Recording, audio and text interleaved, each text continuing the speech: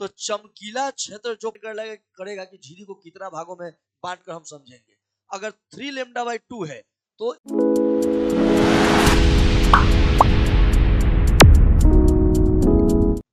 एक बार और इसे बारीकी से समझ लीजिए और इसको प्रूफ भी कर देंगे संग ही एक बार में ही। इसको काफी शॉर्ट करके समझा रहा हूं, ये आपको इस बार समझ में आ जाएगा। वो थोड़ा सा लॉन्ग समझाया गया, उसी को शॉर्ट एक में पूरा समझाया गया था। ये अलग अलग समझाया जा रहा है एक झिरी प्रयोग के बारे में। देखो, प्रकाश के विवर्तन के लिए एक झिरी प्रयोग के लिए सबसे पहले आप एक झिरी ले लीजिए। एक झिरी ले लिया जाता है और एक झिरी की चौड़ाई कितनी है? ए है। कितना मान लीजिए आप? ए मान लीजिए। एक झिरी की चौड़ाई कितनी हो गई? ए हो गई। ठीक है, अब आप यह समझ लो कि यहां ये जो एक झिरी है इससे कुछ दूरी पर, मतलब डी दूरी पर पर्दा रख दिया गया। क्या रखा गया? पर्दा रख दिया गया। और यहां जो एक झिरी है, एक झिरी पर समतल तरंगाग्र आपतित कराया गया। कौन सा तरंगाग्र? समतल तरंगाग्र आपतित कराया गया। समतल तरंगाग्र यहां से आपतित हुआ और इसमें क्या हुआ कि इस झिरी से जो तरंगिकाएं निकलकर, मान लिया जाता है कि इस झिरी के प्रत्येक भाग से जब इस पर आपतित कराइएगा ना, इस झिरी के प्रत्येक भाग से लगेगा कि तरंगिकाएं निकल रही हैं। तरंगिकाएं निकल रही हैं और इन तरंगिकाओं के अध्यारोपण के बाद यहां से प्रकाशीय किरणें किसी बिंदु पर पहुंच रही हैं। यहां से ऐसे तरंगे निकल रही हैं और इन तरंगों के अध्यारोपण के बाद यहां किसी बिंदु पर पहुंच रही है। ठीक है, और यह माना जाए कि यह तरंगों से जो निकल रही है, इसको अध्यारोपण की क्रिया उन्हीं के साथ होगी, उन्हीं के साथ होगी। यह मान लीजिए कि यह पूरा आपका एक झिरी की चौड़ाई ए है, तो जब यहां से जो तरंगे निकल रही हैं, अध्यारोपण कर रही हैं, तो अध्यारोपण उन्हीं के बीच होता है जो कला संबद्ध होते हैं। जब दो तरंगे कला संबद्ध होते हैं, उन्हीं के बीच अध्यारोपण की क्रिया होती है। तो इस अध्यारोपण की क्रिया किसमें होगी? तो इस झिरी को अनेक भागों में बांट दीजिए और इसके संगत भाग से निकलने वाले तरंगिकाओं के बीच अध्यारोपण की क्रिया होती है। क्यों? क्योंकि ये तरंगे कला संबद्ध होते हैं। अगर मान लीजिए संगत का मतलब कि इसके मध्य बिंदु से जितना दूरी पर ऊपर, उतना ही दूरी से नीचे। अगर यह मध्य बिंदु है, इसको आप रेखांकित कर लीजिए, यह मध्य बिंदु है, इससे ऊपर यह और इसके नीचे यह, ये दोनों क्या होगा? संगत होगा। ये दोनों भाग क्या हो गया? संगत। संगत का मतलब मध्य बिंदु से ऊपर जितना, उतना ही मध्य बिंदु से नीचे। तो संगत जो भाग है, वहां से निकलने वाले जो तरंगिका है, उन्हीं का अध्यारोपण हो सकता है, क्योंकि ये दोनों तरंगिकाएं जो निकलेंगी वो क्या होंगी? कला संबद्ध होगी। मान लिया जाए कि एम, यह बिंदु एम मान लीजिए, यह एन मान लीजिए और यह एल मान लीजिए। मान लिया जाए कि एम, एल और एन तीनों बिंदु से तीन तरंगिकाएं निकल रही है। कितनी तरंगिकाएं? तीन तरंगिकाएं निकल रही हैं और तीन तरंगिकाएं निकल रही हैं और इन्हें जो है, इन्हें एक बिंदु पर केंद्रित करने के लिए किसका उपयोग किया जा रहा है? एक अवसरित करने के लिए उत्तल दर्पण, उत्तल लेंस का उपयोग यहाँ किया जा रहा है, ताकि इन तरंगों को एक बिंदु पर केंद्रित किया जा सकता है। अब मान लिया जाए कि यह जो कोण बना रही है क्षैतिज के साथ, वह कितना कोण बना रही है? थीटा बना रही है। क्या? थीटा। और यहां से इसको जब हम मिला देंगे तो यह जो भाग है, एक क्यू मान लीजिए, इस भाग को कहेंगे पथांतर। एन क्यू को क्या कहेंगे? पथांतर। यह जो एन क्यू भाग है, जो इसका डिस्टेंस यहाँ जो मिल रहा है, यह सीधी रेखा मिल गया और इसको मिला दीजिए 90 डिग्री यहाँ पे, और इसको मिला दीजिए, इसको क्या कहेंगे? पथांतर। एन क्यू को क्या बोलेंगे? पथांतर। तो पथांतर निकालना है और यह भाग हमारा क्या है? ए है। तो अगर हम इसमें किसी को थीटा मानते हैं, जैसे मान लो इसी को थीटा, तो यह हो जाएगा पी और यह हो जाएगा एच, तो यह पी बाई एच, तो इसका मान हो जाएगा ए साइन थीटा। एन क्यू का मान हो जाएगा ए साइन थीटा। तो एन क्यू का मान हो जाएगा ए साइन थीटा। अब यहां से आप जानते हैं कि साइन थीटा, अगर थीटा बहुत ही छोटा हो तो साइन थीटा क्या मानेंगे? थीटा मानेंगे। यदि मान लिया जाए कि यहाँ थीटा बराबर क्या हो, 0। तो पथांतर एन क्यू का मान क्या होगा, पथांतर एन क्यू का मान 0 होगा। आज जब पथांतर एन क्यू का मान 0 हुआ, इसका मतलब कि यहां से जो निकलने वाली जो तरंगिकाएं हैं, इनके बीच संपोषी व्यतिकरण होगा।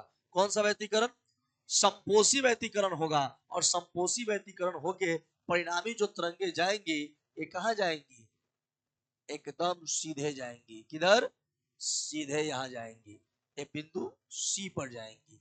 और जहां बिंदु सी पर जब संपोषी व्यतिकरण के बाद जब जाएंगी, तो कौन सा क्षेत्र बनेगा, चमकीला क्षेत्र बनेगा। कैसा क्षेत्र बनेगा, तो चमकीला क्षेत्र जो बना, इसको हम कहेंगे केंद्रीय, केंद्रीय उच्चिष्ट। क्या कहेंगे, और केंद्रीय उच्चिष्ट से ठीक ऊपर, ठीक ऊपर जितने भी, या केंद्रीय उच्चिष्ट के ठीक नीचे जितने भी चमकीले क्षेत्र बनेंगे या दीप्त फ्रिंजें बनेंगी, उन सबको कहेंगे द्वितीय उच्चिष्ट। क्या कहेंगे, अगर मान लीजिए कि इस बिंदु P पर अगर ब्राइट बन रहा है, ब्राइट का मतलब चमकीला क्षेत्र, तो इसका नाम क्या होगा, द्वितीय उच्चिष्ट होगा।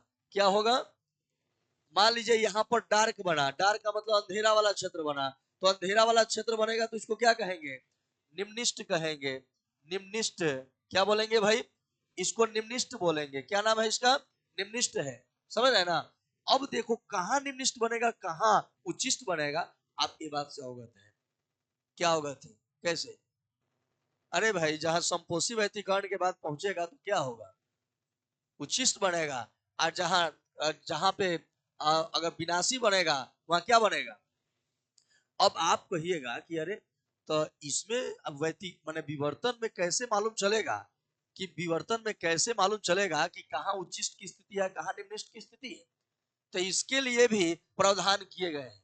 अगर पथांतर का मान, मान लीजिए अगर कहीं पे पथांतर का मान 3 लेमडा बाई 2 हो जाए, पथांतर जैसे यहाँ 0 आया ना, हो सकता है कितना हो जाए, 3 लेमडा बटा 2 हो जाए। तो पथांतर अगर 3 लेमडा बटा अगर 2 हो जाता है, तो झिरी को जो है, इस झिरी को 3 भागों में बांटते हैं। कितने भागों में, पथांतर पर डिपेंड करेगा कि झिरी को कितना भागों में बांट कर हम समझेंगे। अगर 3 लेमडा बाई 2 है, तो इस झिरी को कई भागों में बांटेंगे, 3 भाग में, 3 भाग में। तो 3 भाग में बांटेंगे, तो एगो ऊपर होगा, एगो बीच में, एगो नीचे। तो ऊपर वाला और नीचे वाला को क्या कहेंगे, संगत भाग। इस संगत भाग से जो होगा वो विनाशी व्यतिकरण हो जाएगा। जो फर्स्ट वाला और लास्ट वाला से क्या होगा, विनाशी व्यतिकरण। और बीच वाला भाग जहां जाएगा वह होगा क्या, उच्चिष्ट का स्थिति। क्या होगा, उच्चिष्ट का। एगो बचेगा तो चला जाएगा। अब क्या होगा, मान लीजिए कि अगर पथांतर 5 लेमडा बाई 2 हो जाए, पथांतर कितना हो जाए, 5 लेमडा बाई 2 हो जाए पथांतर, तो वैसे कंडीशन में इस झिरी को कई भाग में बांटेंगे। इस झिरी को, जो एमएन है ना भाई, अरे एमएन झिरी है ना, तो यहाँ 3 भाग मत समझिए, इसको तो अनेक छोटे छोटे भाग में बांट सकते हैं। अगर एमएन है तो इसको 5 भाग में बांट दीजिए, 1 भाग, 2 भाग, 3, 4 है 5, 5 भाग में बांटिएगा, तो यह भाग और यह भाग संगत होगा। इनके बीच कौन सा व्यतिकरण होगा, विनाशी व्यतिकरण। कौन, विनाशी। संगत जो भी, संगत भाग से निकलने वाले तरंगों के बीच जो होगा वह विनाशी व्यतिकरण ही होगा। अगर हम बात करें इस भाग और इस भाग, ये भी संगत है ना, है, इसके ऊपर एक लाइन है, इसके नीचे एक लाइन, ये भी क्या होगा, विनाशी व्यतिकरण। सिर्फ एक भाग से तरंग निकलकर जहां जाएगा वह क्या होगा, उच्चिष्ट होगा, वह द्वितीय उच्चिष्ट की स्थिति होगा। तो द्वितीय उच्चिष्ट की स्थिति 3 लेमडा बाई 2 पर आ रहा है, 5 लेमडा बाई 2 पर आ रहा है। अच्छा मान लीजिए कि अगर ऐसा रहे, 2 लेमडा रहे, कितना, 2 लेमडा पथांतर, कैसे मालूम चलेगा कि यह पथांतर उच्चिष्ट को बतलाया गया, निम्निष्ट का उसका भी तरीका है।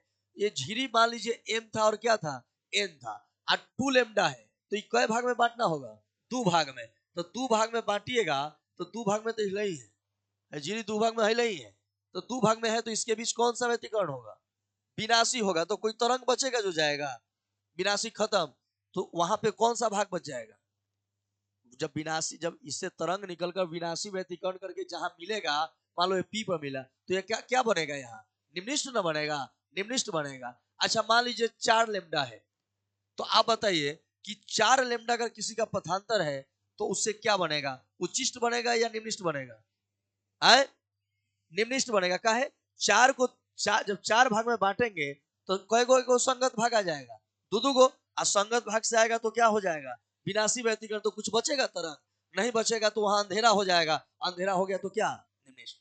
अब मान लीजिए कि हम करें 7 लेमडा बाई 2 हो गया, 7 लेमडा बाई 2, इसको बताइए कि यह किस चीज को बतलाएगा, उचिष्ट या निम्निष्ट। आए का है 7 लेमडा बाई 2 है तो कई भाग में बांटेंगे, 7 भाग में। कई भाग में, झिरी को हम 7 भागों में बांटेंगे, 7 भाग में बांटेंगे तो तीन भाग ऊपर और 3 भाग नीचे, संगत हो गया। तो संगत हो गया तो विनाशी व्यतिकरण हो जाएगा, एक भाग बच जाएगा तो क्या वही तरंग जाएगा जहां क्या बनेगा, उचिष्ट बनेगा ना। स्थिति पता लग रहा है, माने हम देख रहे हैं। अच्छा हम ऐसे ही आपसे पूछ दें अंदाज पर, यह बताओ कौन सा भाग होगा, आए उचिष्ट होगा। यह बताओ क्या होगा, यह क्या होगा।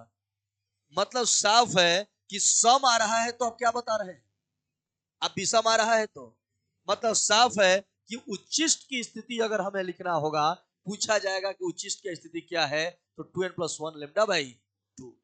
अगर निम्निष्ट की स्थिति देखना होगा तो क्या होगा, n लेमडा। क्या होगा, n लेमडा। और यह आपको याद दिला रहा होगा पहले का यंग का झिरी में जब आपने पढ़ा था फ्रिंज दीप्त आदित्य, उसमें ठीक इसके उल्टा आ रहा होगा। उसमें दीप्त में आ रहा था क्या, एन लेमडा ना, एन लेमडा। और इसमें क्या आ रहा है, एन लेमडा किस में, निम्निष्ट की स्थिति में आ रहा है ना। तो यही दोनों में थोड़ा सा फर्क है। अब यही हम लोग को भाषा में लिख देना था।